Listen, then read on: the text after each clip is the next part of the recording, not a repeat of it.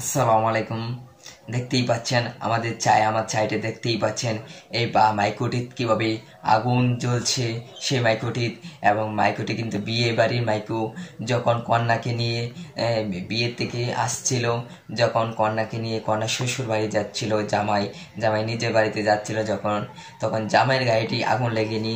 জামাইয়ের বাড়িটাই যারা সবাই আছে তাদের গাড়িটি আগুন লেগে দেখেন কিভাবে পুড়ছে গাড়িটির আগুন লেগে।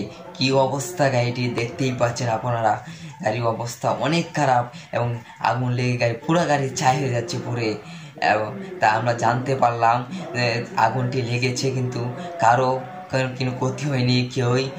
কারো কোনো ক্ষতি হয়নি। সবাই যারা পুরুষ সবাই যারা ছিল তখন মাইক্রোটি দাঁড়িয়ে তারা নামাজ পড়তে চলে গিয়েছিল। তখন কিন্তু আগুনটি লেগেছে এবং কয়েকটি মহিলা যাত্রী ছিল, কয়েকজন ছিল, তারা তারা তারা পিছু দিয়ে একটি সিএনজি আসছিল। যখন পিছু থেকে একটি সিএনজি আসছিল, সিএনজিটি তাকে মাইক্রোটিকে সিঙ্গেল দেওয়াতেই ড্রাইভারটি লাফ দিয়ে নামে দেখে এই অবস্থা মাইক্রোর। তখন দরজা খুলে দেয়। তখন সবাই লাফিয়ে লাফালাফি, কিন্তু কারো কোনো চেষ্টাতে মাইক্রোর আগুনটি থামাতে পারেনি।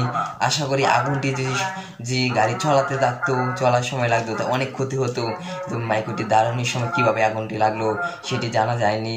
এবং ড্রাইভার বলছে ইঞ্জিনটি গরম হওয়ার কারণে আগুনটি লাগতেই পারে। অনেক গতিতে গরম হয়ে গিয়েছিল ইঞ্জিনটি, এই জন্য আগুনটি লেগেছে। আমরা জানতে পারলাম এইভাবে মানুষের যে এইভাবে করতে পারে।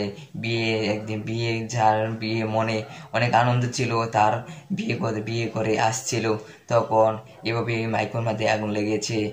যখন বউয়ের বাড়ির মানুষ জানতে পারে, বউয়ের বাড়ির মানুষ কিন্তু দৌড়ে চলে আসে দেখে জামাইয়ের গাড়ি ঠিক আছে, কিন্তু জামাইয়ের লোকজন যারা যে গাড়িটা ছিল সে গাড়িটি পড়ে গিয়েছে।